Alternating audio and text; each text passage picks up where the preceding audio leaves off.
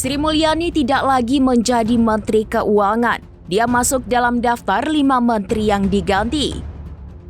Hal itu dikatakan Menteri Sekretaris Negara Prasetyo Hadi di kantor Presiden Kompleks Istana Kepresidenan Jakarta Pusat pada Senin 8 September 2025.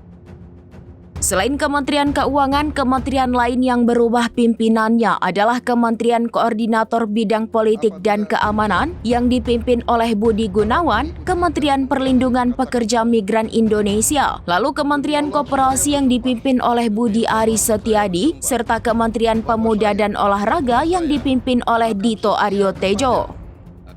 Prabowo juga bakal melantik Menteri Haji dan Umrah yang berubah nomenklatur dari BP Haji menjadi Kementerian Haji dan Umrah. Tahun 1945. Serta akan menjalankan segala peraturan perundang-undangan dengan seluruh-seluruhnya. Kepada yang terhormat Presiden Republik Indonesia, dimohon berkenan menuju meja penandatanganan. Penandatanganan berita acara. 1.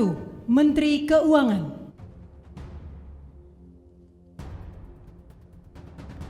2. Menteri Pelindungan Pekerja Migran Indonesia, Kepala Badan Pelindungan Pekerja Migran Indonesia. 3. Menteri Koperasi. 4. Menteri Haji dan Umroh. Kepada yang terhormat Presiden Republik Indonesia, dimohon berkenan kembali ke tempat semula.